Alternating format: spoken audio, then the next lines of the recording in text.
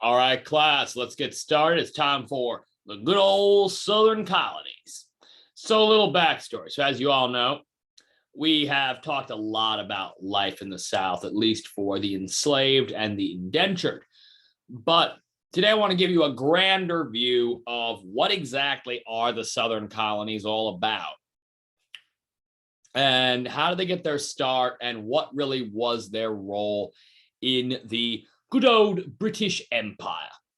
So, without further ado, let's take a look at them. So, the first thing we had to talk about is the very first name that the British came up with a colony was Virginia. And Virginia is derived from Latin, and it means virgin, as in a virgin wilderness, an untouched, unutilized wilderness, which is a bit of a misnomer. As we all know, native people had been living there and had been making use of the land for hunting and farming for thousands of years. But the Virginians, well, it was untouched by European hands, so therefore it was entirely untouched by anybody.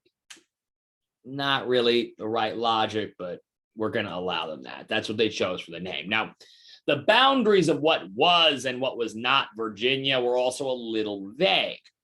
For example, the first colony at that was considered a Virginian colony, England's first attempt at setting up a colony in this so-called virgin wilderness, was actually in land that today is actually part of North Carolina. And that is the island of Roanoke off the coast of the United States. And this was England's first attempt at establishing a colony, and it was a disaster. So a little background. They found this colony in the 1580s, so a little bit before Jamestown. And the English arrive, and they build a small town with a fortified wall around it. And they soon find they're running low on supplies. So they beg their governor to go back to England to request more supplies, and he does. Midway through this process, England finds itself in the midst of another war. And so because of this, they're at war with Spain. This is not the War of the Spanish Succession. This is a different war with Spain. Anyway, they end up, this is an earlier war with Spain. They end up, the governor ends up being delayed for over 7 years. When he finally manages to get peaceful passage back to the Roanoke Island, he arrives to find that everyone in the island has mysteriously vanished. No, really. Every single man, woman, or child that was part of this settlement, every colonist, was gone. Now, not killed. There were no graves and no signs of a struggle, right? Typically, if there had been a fight, if the native people had attempted to either wipe them out or drive them out, you would expect to see evidence of a struggle. Dead bodies, the remains of burnt buildings, spent musket ammunition, stray arrows, things like that, things that would give away the presence of a battle or a massacre. There was nothing of that sort. The town was more or less intact. There's no signs of any violence or mass casualties. It's just there was nobody there, living or dead. So that was admittedly quite interesting. So what happened? The only clue that the colonists left was on a post. They had carved the word Croatoan. Now, there was a Croatoan tribe that lived on a nearby island and had some kinfolk, some relatives on the mainland. One theory that has persisted for years is that now what did this mean? Why did they write Croatoan? There's a few theories.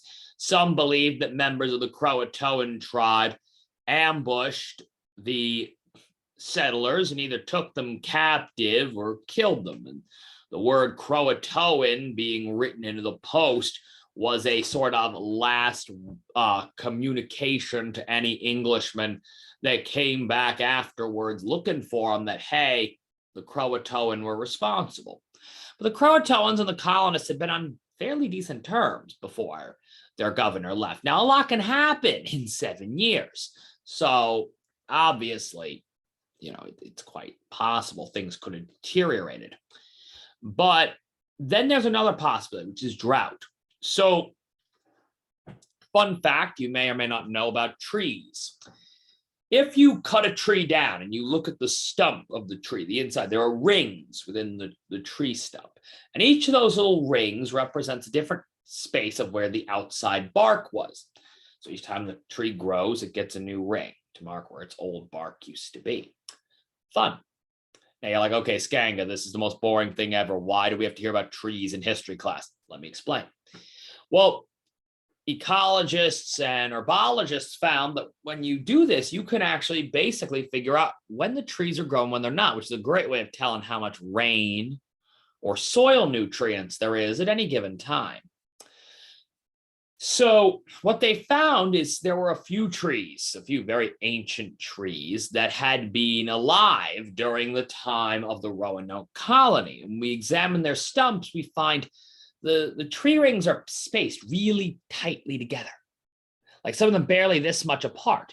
And what that suggests is an environment in which, and you can probably already guess this, an environment in which there was no water or very little water, a drought.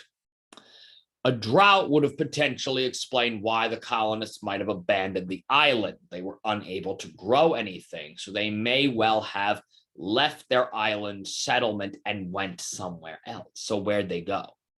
Did they just simply die trying to sail to the mainland? Maybe. Others believe that they may have joined the Croatoan or some other nearby tribe, some nearby tribal nation, and may have simply intermarried among the tribe and eventually faded in and joined their members.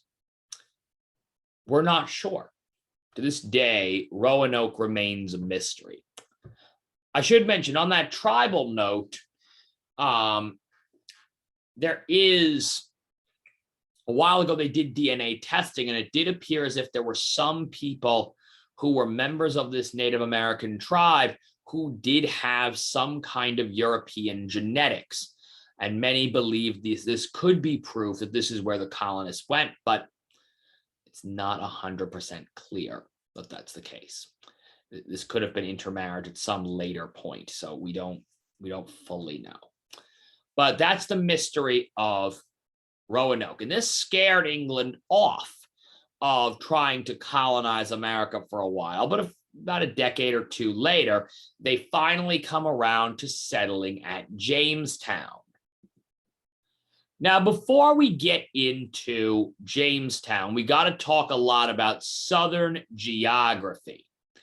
So the American South is known for its warm, humid climate, which is excellent for growing certain types of crops. Cotton, tobacco, rice, indigo, peaches, pecans, sugarcane. There's a lot of different things that grow really well in the sun. But I would ask you to focus on those first four that I put on that list: cotton, tobacco, rice, and indigo.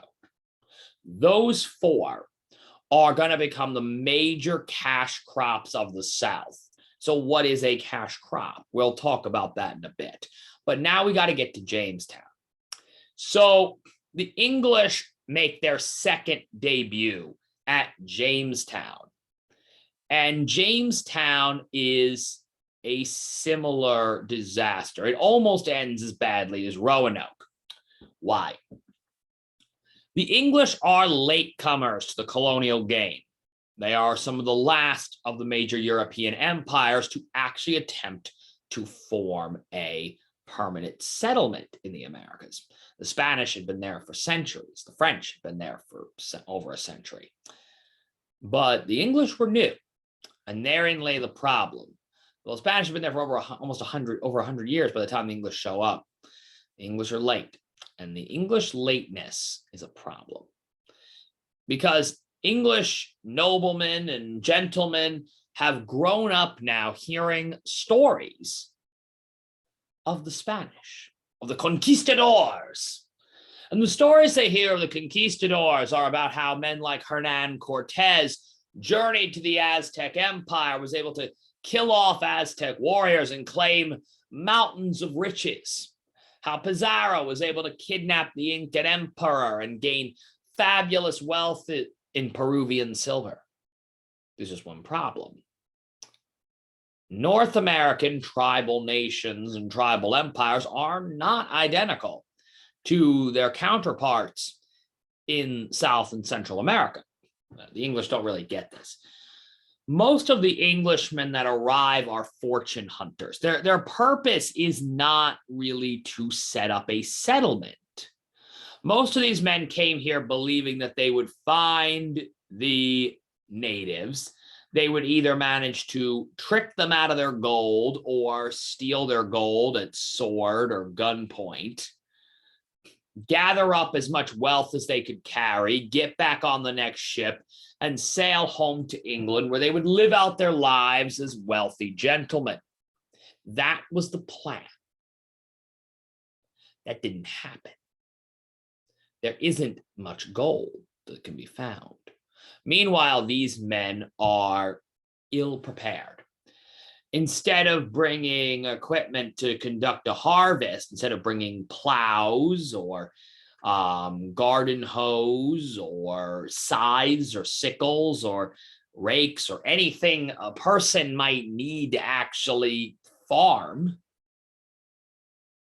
instead, they're bringing chemical tests for gold. The time they should have been spending in the spring planting their crops, they spent out fortune hunting. And because of this, the first winter there, most of the colonists that are sent starve to death. The last few that are remaining, the next spring, a ship comes from England, they come running out half starved. They're like, take me home, I'm done. And the captain's like, pull yourself together. Says, we got more men, more supplies, you're gonna be fine. Nope, not fine at all. See, the colonists didn't really listen to the natives too well. The natives actually, the Powhatan tribe tried to warn them that the waters they were using were brackish, meaning this is an area where the salt water met fresh water. So the river water coming from inland mixed with the salt water on the coast. So it's half salt, half fresh.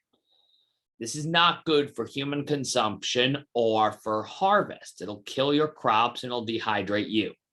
The English were like, oh no, well, superior. We don't have to listen to these people. And so they didn't. Their crops didn't come in well. That winter became known as the starving time. Most of the colonists died. Some became so desperate, they dug up the bodies of the dead and ate them. One man was actually executed at Jamestown because he murdered his pregnant wife and was found attempting to cook and eat her body. The settlers of Jamestown would soon become unique in that they have a very unique claim to fame. They are the only human beings on planet Earth that may be able to make the audacious claim that their lives were saved by tobacco. Yes.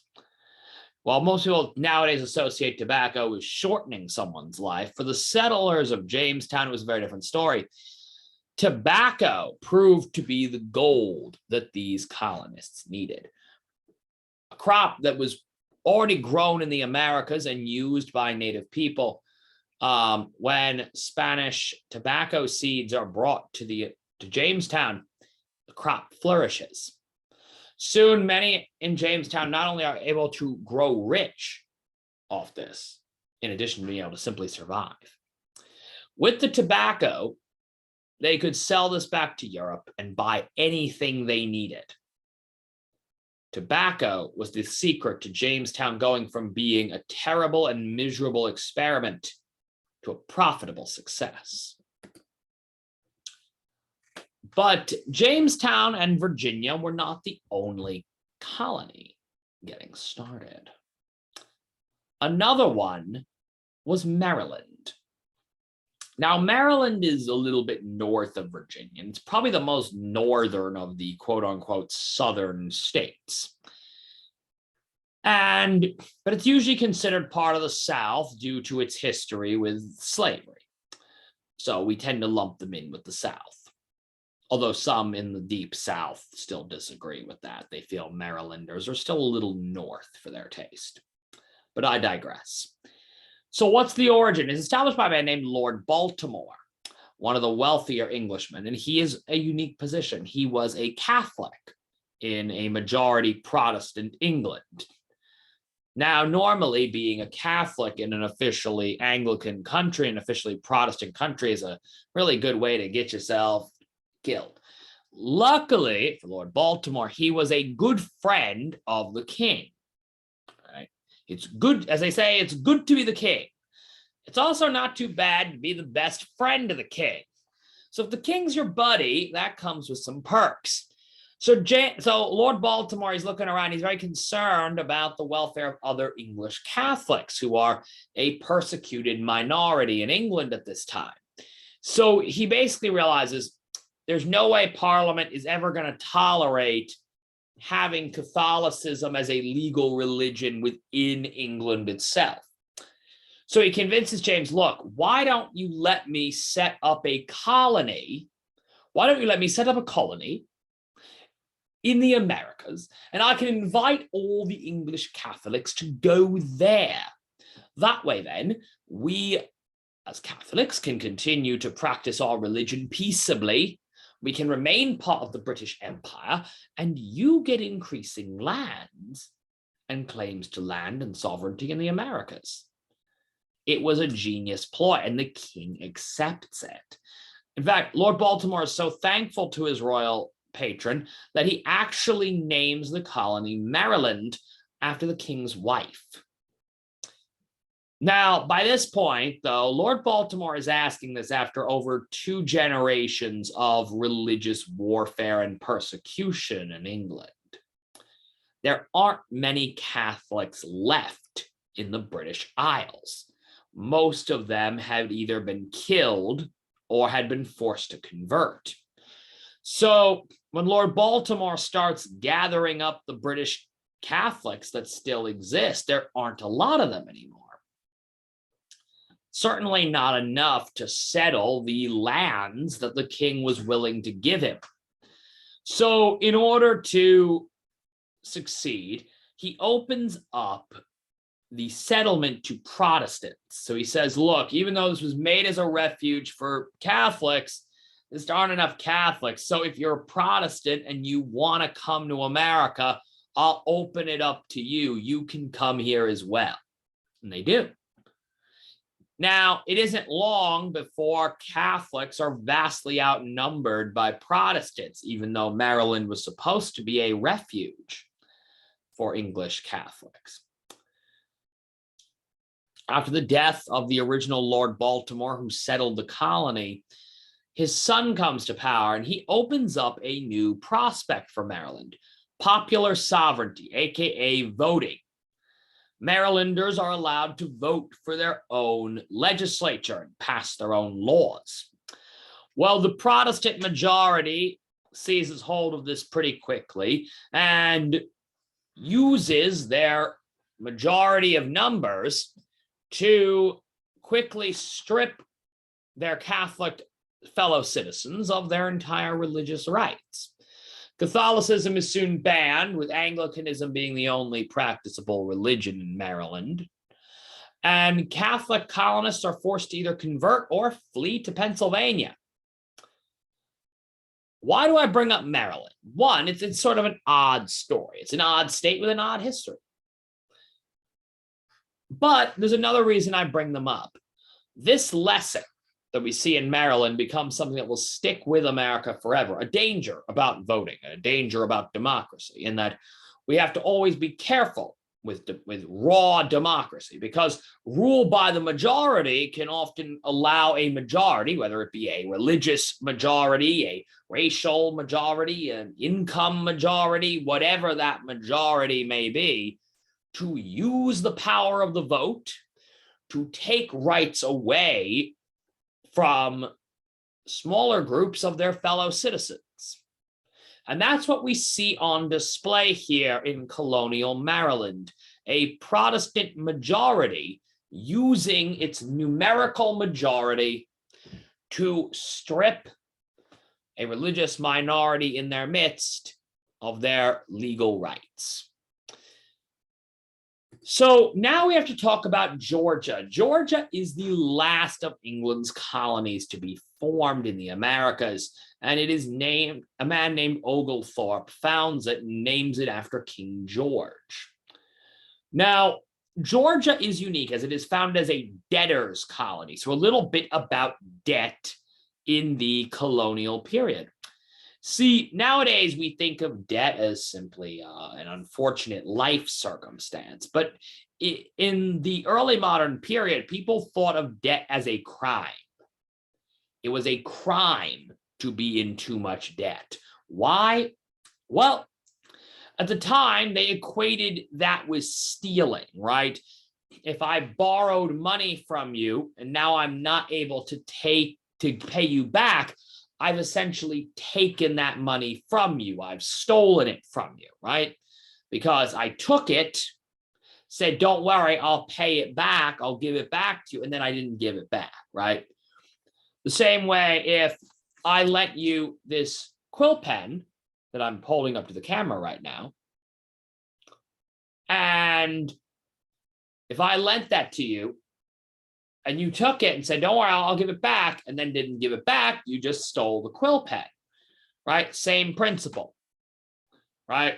They said, if someone loans you money, they said, and you say, don't worry, give me the money, I'll pay you back later, and then you're not able to pay them back later, then they're like, well, didn't you technically steal their money?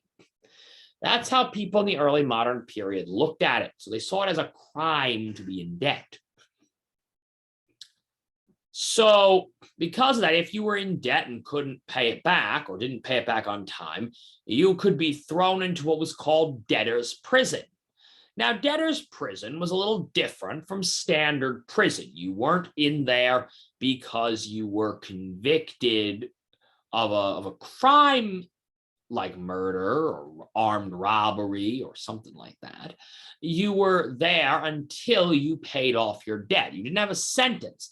You were kept in debtor's prison until you could pay your debt. If you're scratching your head wondering how someone got out of debtor's prison, that was precisely the problem.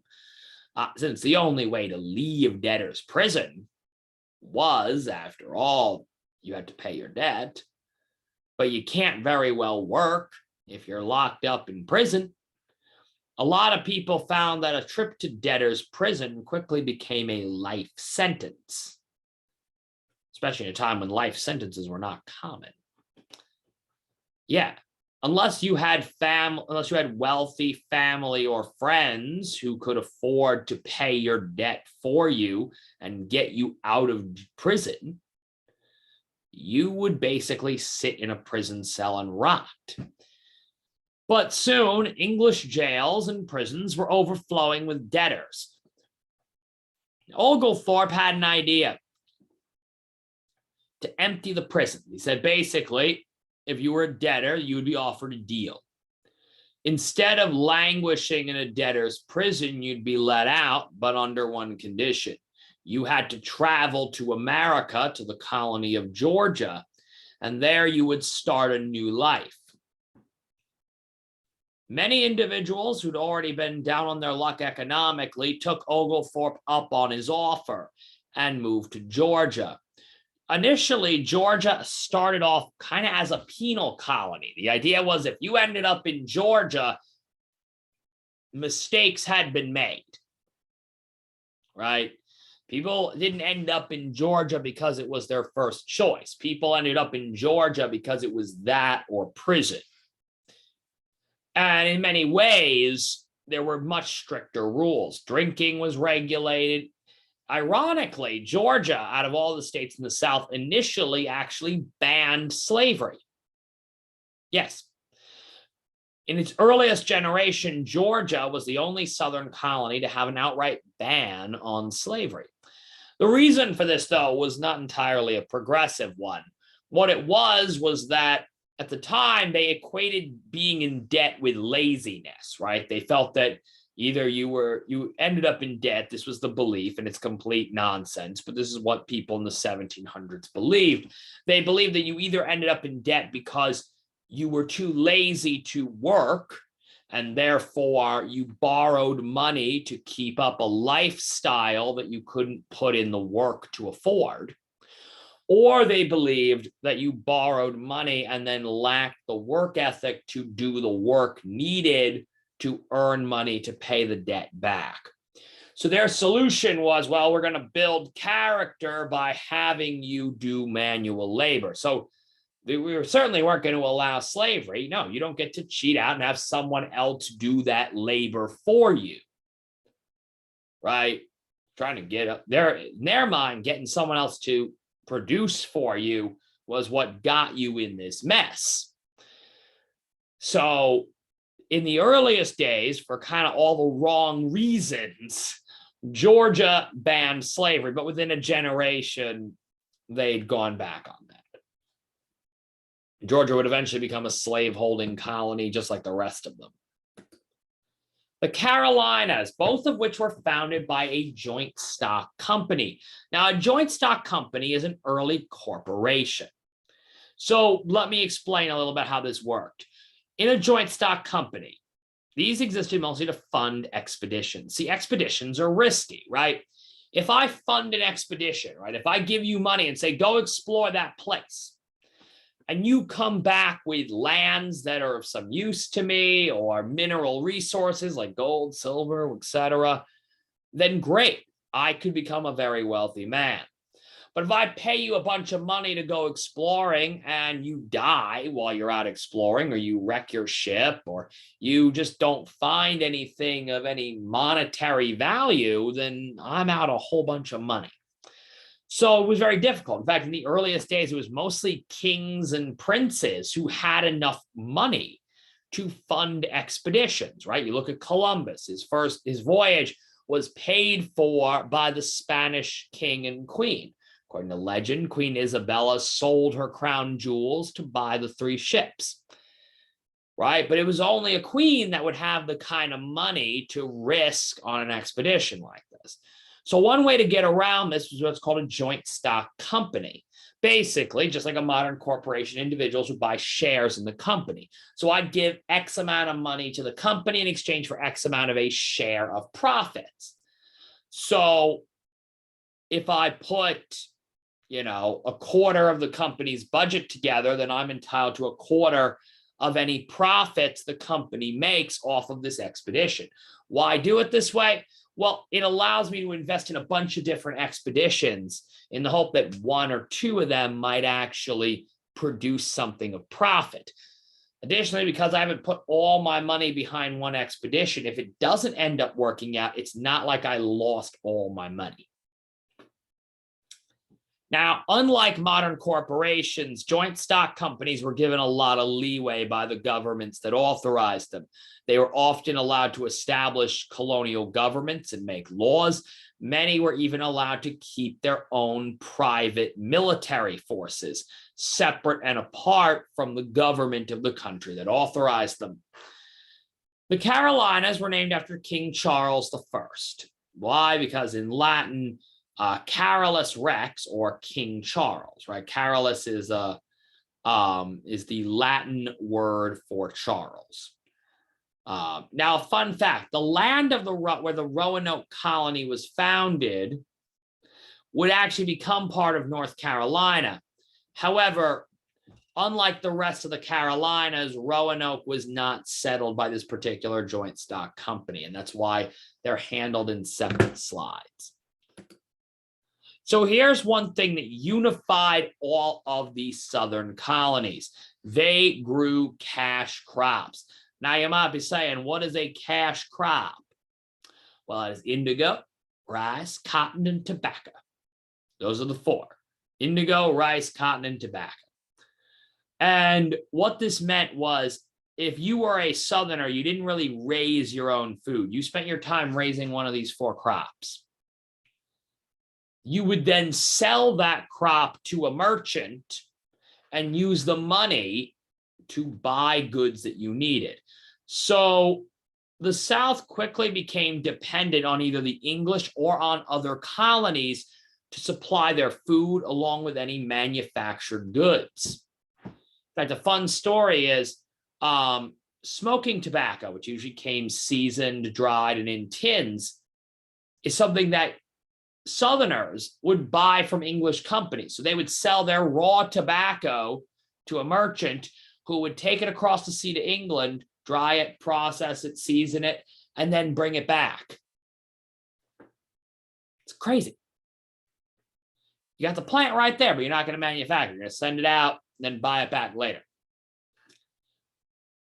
Now, to make this cash crop economy profitable, the Southern economy quickly developed a dependence on an unpaid labor source, right? See, all four of these plants are very labor intensive. So to make it profitable, it only works if you don't have to pay the people that actually work tending those crops. So why did I say unpaid labor? Because, as you know, there were multiple attempts to establish unpaid labor. So quick review. The first attempt was indentured servitude. Why? Because rich people will always attempt to exploit the poor people nearest them first before branching out to the rest of the world. How'd it work? Well, if you were an English teenager, right, hanging around London in the early, 1500s, 1600s, you were in a place of absolute poverty. There was no way of getting it out. And so a lot of folks were desperate. Land ownership was hard to come by in Europe. So what happened if you're an English teenager, and many of these people were like only a couple of years older than you guys, they would be approached by someone on the street and say, hey, young man, a young lady, how about you? You want a better future than what you got, right? You want some land. You want to be your own boss, your own man. You want a farm, right? Right. Here's what I'm going to do. I'm going to have you sign this contract. Oh, you can't read? No problem. I'll tell you what it says anyway. Don't worry about that. You're going to sign this contract. What you're going to agree to is that I'm going to pay for you to go across the ocean to America. When you get there, I'm going to sell you a contract to somebody, and you're going to work for them between 5 to 7 years. If you manage, once you finish working for them, not only will they provide you with food and board, they'll pay for your food and your living expenses, but they will give you a plot of land of your very own. So you can be an independent farmer. What do you say? Sign the contract. You'd sign the contract. Second, you sign that contract, they'd lock you in a room, so you couldn't change your mind before the ship sailed. You'd then be herded onto a ship, and they'd ship you across to America. Once you arrived, your contract would be sold off to the highest bidder, and you now became what was called an indentured servant, right? You owed money. You're working to pay off the debt that you incurred from someone else paying for you to sail across the Atlantic. Now, at first glance, this may not sound that bad. It may sound like a pretty good deal, right? Kind of like an internship, right? I'll learn some skills. I'll learn how to farm or be a craftsman while working for this person. And at the end, they'll set me up with, some land. But it was really easy to abuse. Here's how. As the contract holder, one, your indentured servant was not free to leave your employ. They were bound to you because they owed you a debt. Two, you were in charge of their room and board. So you only had to pay out that debt of land if they survived. So all you had to do was just starve them to death, before their term of service was up, you didn't have to pay a penny. Mostly poor English teenagers were the ones who were roped into this. Later, entire German and Swiss families would be relocated. The conditions were so horrid that many of these servants fled and actually chose to live amongst the Native Americans rather than endure their indenture. Eventually, the English start to run out of indentured servants. There's less people willing to take up this bargain, and increasingly, as ill reports come back about the treatment of servants in America, many Europeans begin to become quite uncertain about agreeing to such policies. This leaves the planters in a bind. They need unpaid labor. They need an unpaid labor source. And they need one that can't run away and can't decide to not settle in America. And they find one in the form of African slaves. So as more indentured servants begin leaving, and as better options become available for poor immigrants, increasingly states like Pennsylvania are offering free land. Maryland offered pretty good deals, even though they were kind of part of the South. In New York, you could just be a tenant farmer, so you could rent your land, but you didn't, your landlord didn't own you or own a contract to you. They kept you locked on their land forever. So with that being said, there are better options. If I was poor and I was going to the Americas, I had better options than being an indentured servant. So what they needed was someone with no options. And this is where enslaved individuals quickly became the preferred source of unpaid labor. So African individuals are captured over in Africa and are brought across to America to be used as slaves in the southern colonies. A lot of these individuals were used for the crop harvest, to harvest the crop, although there were other functions. Some worked as blacksmiths, carpenters, other skilled positions. Additionally, as of 1705 in Virginia and a few other places, slavery soon became hereditary. So unlike an indentured servant whose contract applied only to themselves and which expired after a few years, assuming you could survive that, slavery had no such opt-out. If you were enslaved, you were a slave for the rest of your life. And that condition passed to your children. So the child of an enslaved person was automatically enslaved from the moment of their birth. So what sort of horrors existed in slavery? See, slaves were not regarded under the law as people. They were regarded as chattel, essentially as livestock property. Your rights in terms of what you could or could not do to an enslaved person were similar to the rights you'd have about how you treated your cow or your pig or your horse. Slaves were regularly subjected to cruel treatment, including whippings, where they would be beat with heavy leather whips, often which could peel the skin right off a person's back, large gashes. Sexual assault, many women were sexually assaulted, and brandings. To mark an enslaved person as being the property of their enslaver, they would usually be branded. This means you'd take a piece of metal, a piece of iron, and you'd heat it up till it was glowing red hot. Then you'd stick that on the exposed skin, and it would burn a mark into their skin. It would scar the skin, essentially, giving them a mark on their skin that could be easily recognized. So, issues of class and race. Here's the important thing to remember. At the top of this social hierarchy are the wealthy planters, and they face three opposing groups of people, three people who they were oppressing to one degree or another, who would benefit greatly if they were toppled. Poor whites, enslaved people of color, and Native Americans.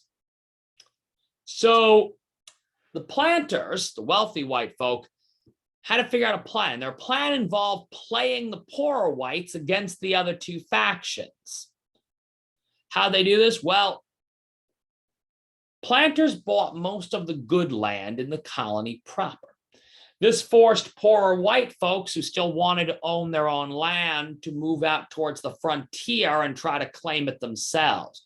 So move beyond the borders of the established colony to claim lands outside, aka more Native American lands. These poor whites acted as a buffer between the natives and the planters.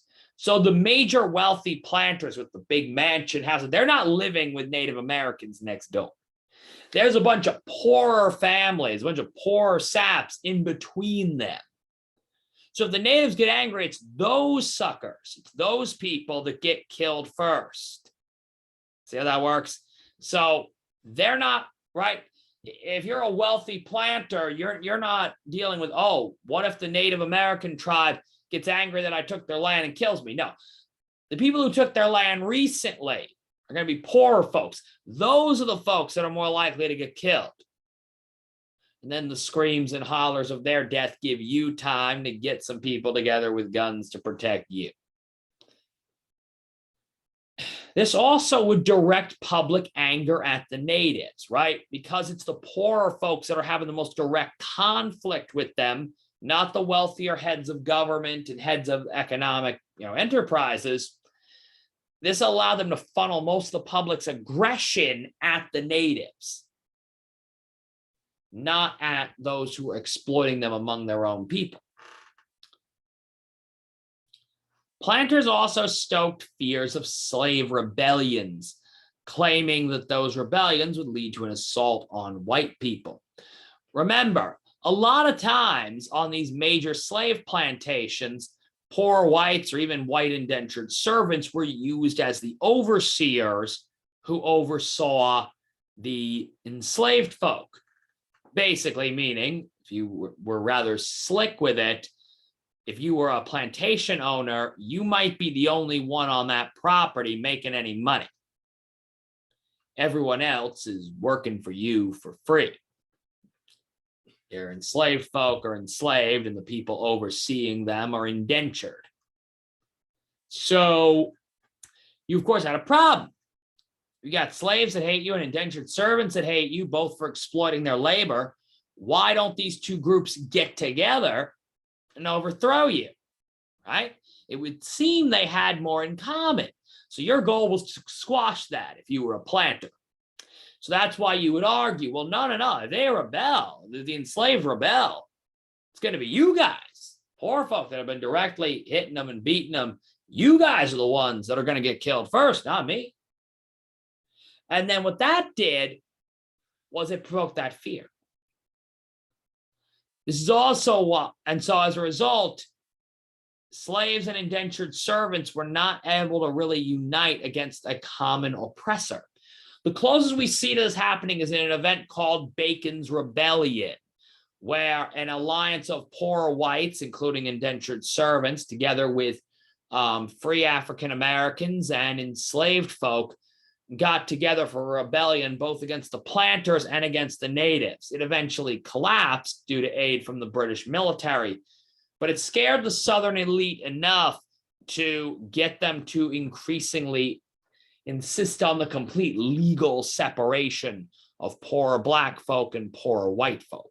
In other words, a lot of this stuff about racial hierarchy that a lot of Southern planters worked to establish was designed as a ploy to let them hold on to their wealth and power. That's what this came down to, wealth and power. About one very small group of people using their money and their influence to oppress all those around them. And that's the Southern colonies. Now, you might say, Skanka, why do I care about who was oppressing who hundreds of years ago? Here's why. A lot of the most powerful families in the South would later go on to become major figures in the Revolutionary War and the Civil War to follow. The Washingtons, the Jeffersons, the Lees, these families all get their start doing stuff like this. All right. That brings us to the end of tonight's slides. I say tonight because I recorded this at night. I'm sorry, guys. All right. See you all later. Good luck with the homework, everybody.